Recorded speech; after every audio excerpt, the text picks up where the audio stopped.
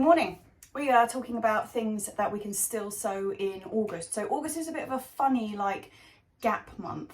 It's quite a lot of stuff you can sow up until July, and then by the time we get halfway through September we start sowing things that are specifically for either next spring or over the winter months.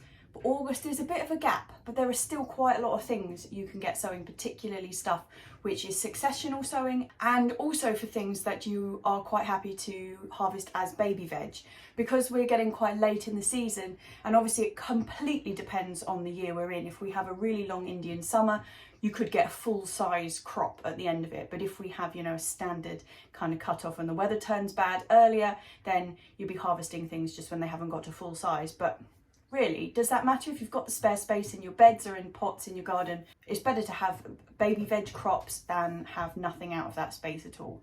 And also, my baby veg, that's one of the absolute luxuries of growing your own, is that you can pick things when they're really small and they're perfect. And buying baby carrots, for example, in a supermarket, nobody would do that because they cost 3 times the price of a full-size carrot.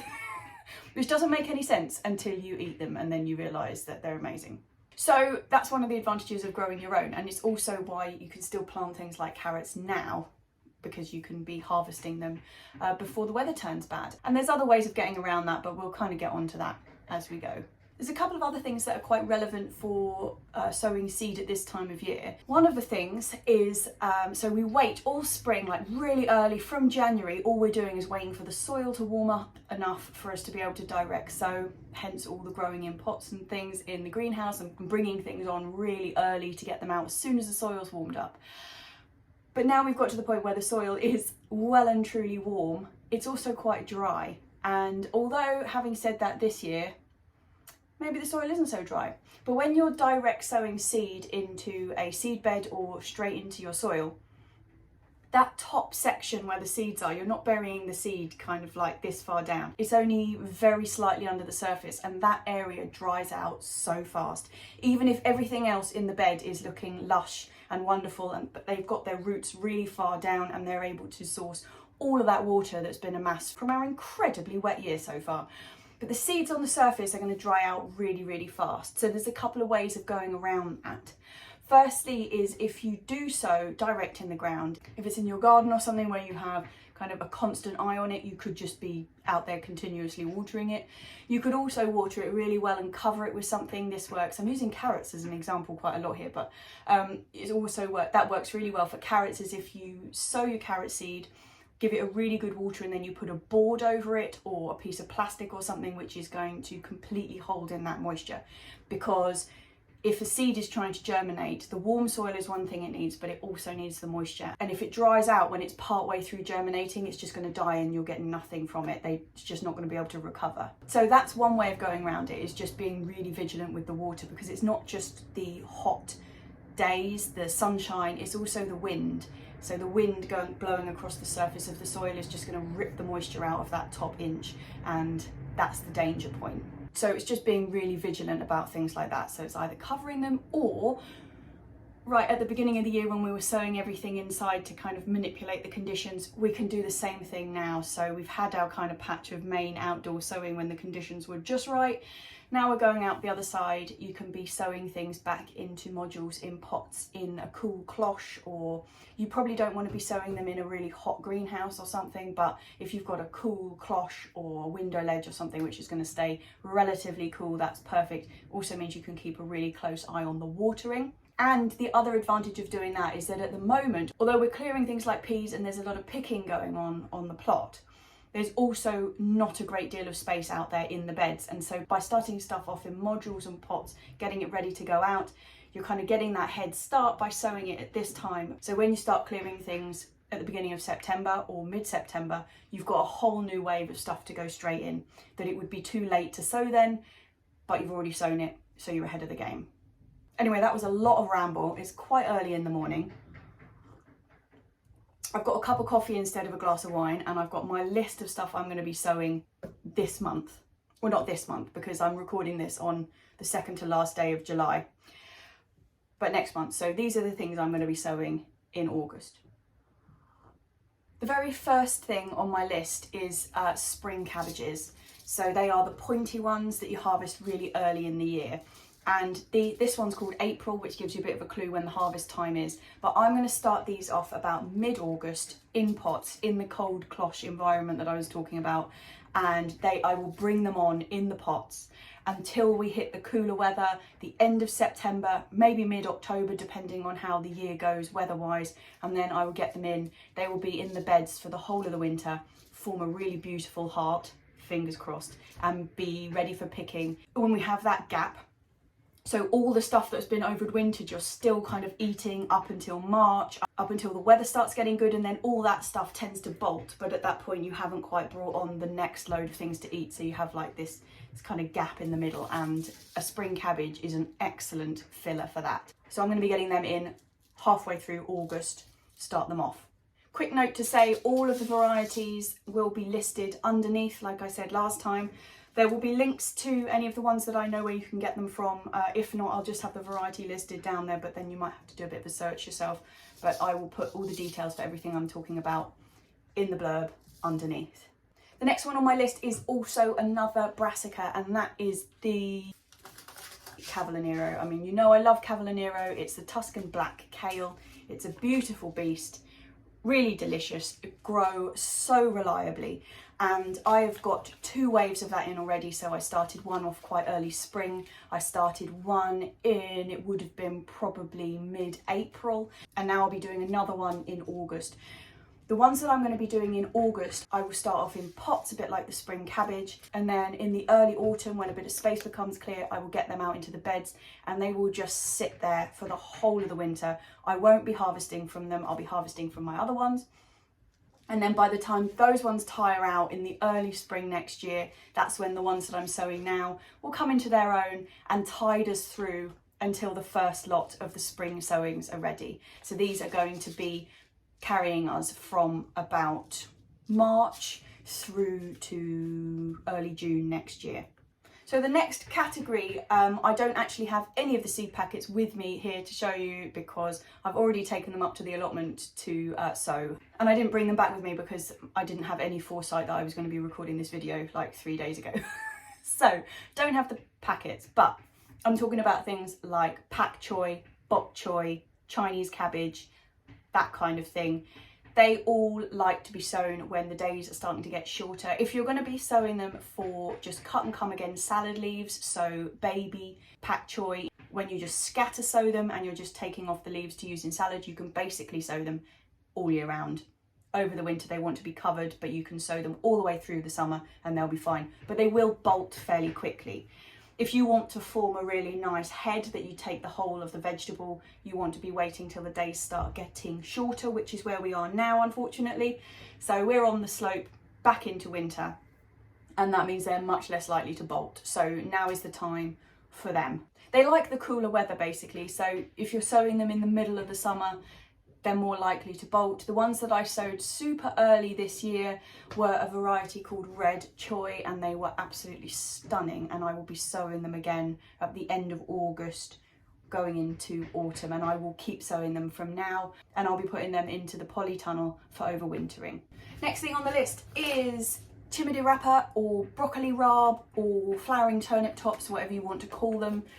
This is one of my favourite vegetables. I grew it for the first time about 3-4 years ago. So it is pretty weather dependent. It can bolt. So obviously what you're looking for is the flowering tops, which I suppose in a way is bolting, but it tends to happen if they're really, really short and they start to flower. They're not going to bulk up into anything that's really pickable.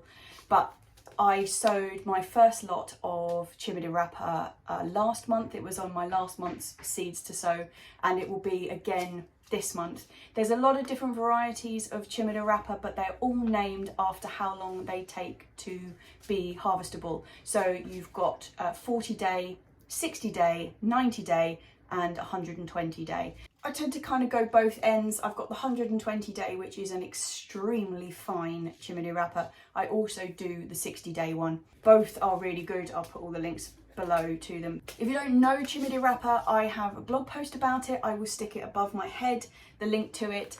It is a turnip, but you're eating the tops of them. They are a little bit bitter. I have a friend of mine who got some in her Riverford box, which is like a vegetable box you get delivered, and her and her boyfriend have sworn never to eat the stuff again because they said it was revolting. It is a bit bitter and you've got to kind of do the right thing with it, but I can tell you that Cima Di Rapa with a bit of garlic, olive oil stirred into some spaghetti, or orecchiette, which is kind of the traditional one to have it with, which are little round pastas. Absolute bliss, and I love it. So this is on my permanent list every single autumn, and I would recommend anybody give it a go once. Sticking with the turnip theme, turnips. You can still get turnips in now. Right at the beginning of the video, I was talking about growing things possibly for baby veg. August is not too late to be growing turnips to produce full-sized turnips if our weather is kind of cooperative. If it's not cooperative, if the beginning of this year has been anything to go by, the year is just not behaving itself weather-wise, so I don't know. But it's still worth getting some turnips in now because you can pick baby turnips and they are utterly delicious. So if the weather starts turning or things aren't going so well, you've still got a crop out of them. And just baby turnips, topped and tailed, you don't even have to peel them, just glazed in a bit of butter and salt and stuck in the oven. So good. I'm growing 3 different varieties of turnip this year. I've got one called Petrovsky, which is a golden one. It's kind of like a mustardy yellow colour. I have got Purple Top Milan, which is a classic, and also Snowball, which is a love. I grew Snowball over winter last year and it performed way better than the other two. Well, it performed, actually, the other two didn't do anything. So Snowball is a wonderful one for later in the year, and I'll also be sowing Snowball again for overwintering in the closed bed. Talking of round root vegetables, beetroot, it's still not too late to sow beetroot. Again, it could be baby beetroot later in the year, or you could find we'll get a really good crop of it in the late autumn, depending on the weather, or you can sow beetroot now. In fact, you can sow beetroot all the way up until the end of September if you're going to be growing it in a cloche or in a cold frame, or if you're going to be putting it in a covered bed. So if it's protected, you can just grow it at any point. But if you're just looking for a crop for outdoors, it's not too late to have a go with it. I really narrowed down my beetroot varieties this year because last year I grew about 9-10 different varieties, and all the labelling got mixed up, and some of them were great and some of them really weren't. The one I was most surprised about was Bolt Hardy, which is a classic, which I've grown for years. It's like a solid red one, and it's meant to be really resistant to bolting, hence the name. But I ended up growing Detroit Rubridus 6 and Detroit Crimson Globe, and they were both beautiful, very, very red, like a Bolt Hardy, didn't bolt at all, and they were just delicious and formed a really beautiful beetroot in comparison to the Bolt Hardy that was just a bit lackluster in comparison. So I cut Bolt Hardy out of my list and I've grown those 2. I've also got Chioggia in there because I just think you have to grow it because it's so beautiful, stripy one. And I have a yellow one which is called Boldor. I sowed a massive amount of Boldor, would have been last month. It's currently in the cold frame. I sowed that much of it because I accidentally ripped the whole side out of the packet and there's no inner packet, so I just threw the whole lot in. So I've got about 400 Boldor plants. I'll be asking around the allotment to see if anybody else needs any Boldor beetroot. But yeah, so I've got them in and I'll be planting the rest of these in another wave next month. Okie dokie, we are moving around and on to carrots. So it's kind of a similar story to the beetroot and the turnips. We really want to be sowing one of the quicker maturing crops like an early Nantes or possibly Amsterdam forcing. One of the quicker ones, or it could be any of the smaller ones like Chantenay or Globe, I think is the roundish one, any of that type.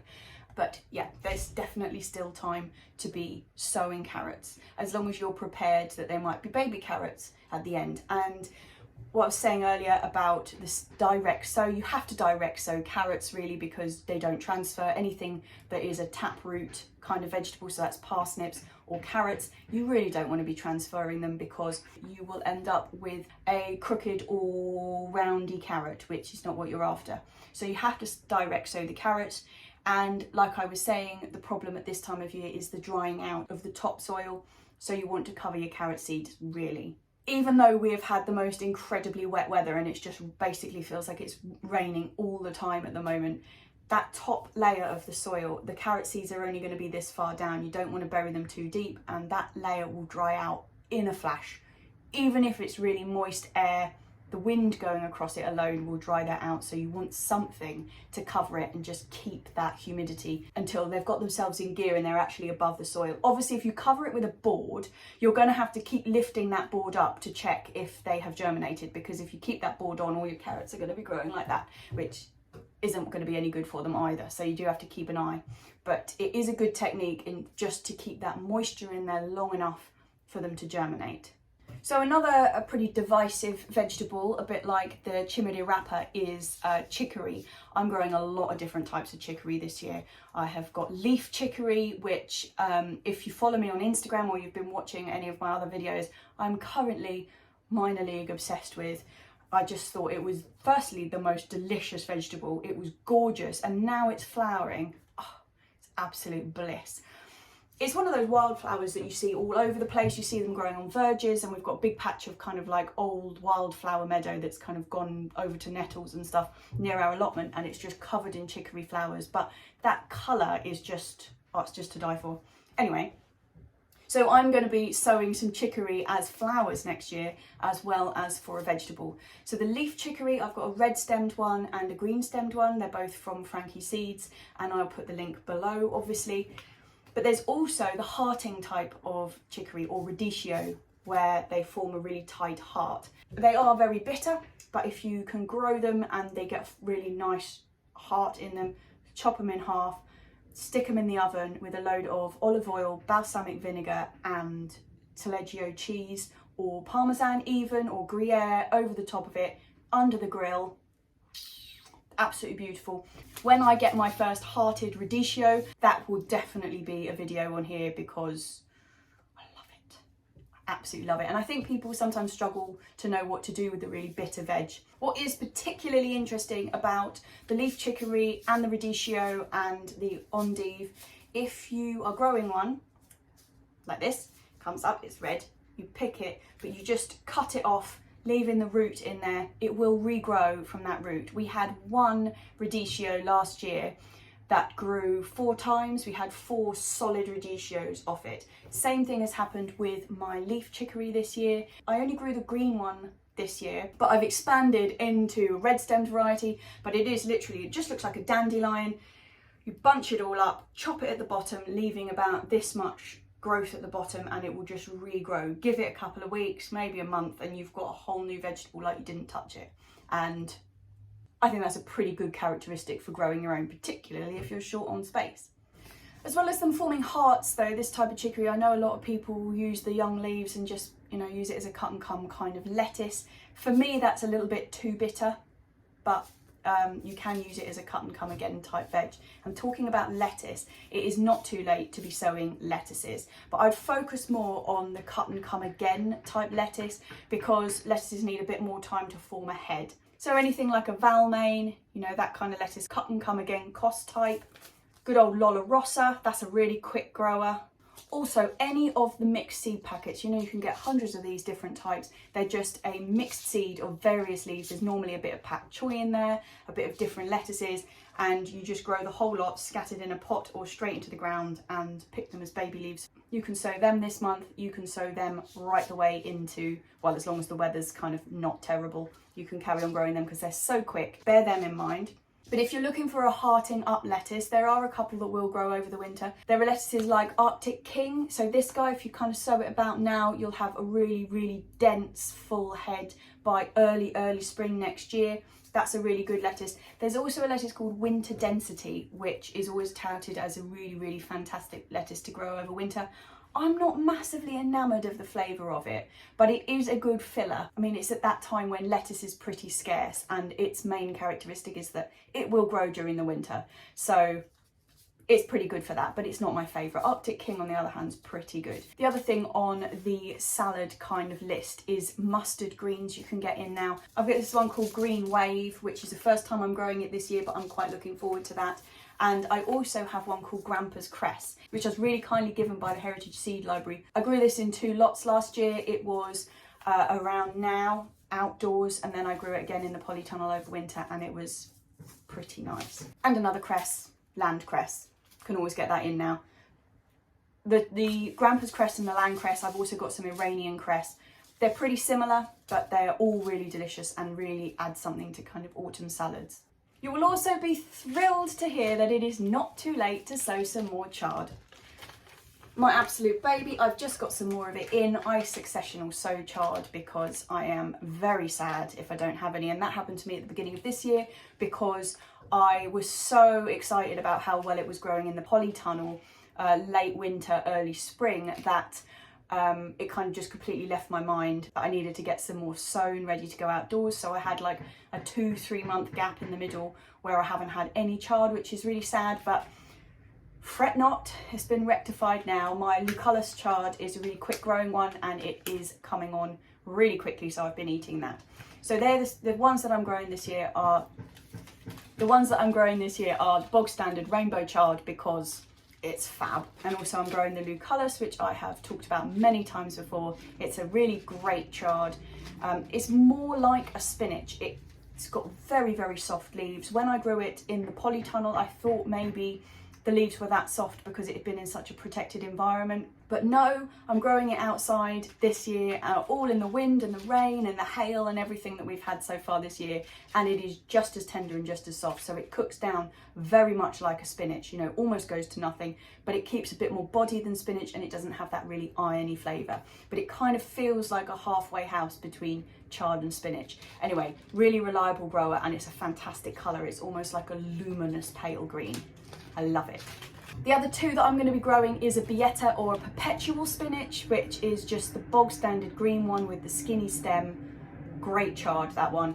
The other one I'm growing is Four-Took Giant. I don't have any seed for that left because I've just planted the last of them, but they are a really massive chard with a very, very dark green leaf, very textured, and the stem is whoppingly fat and white.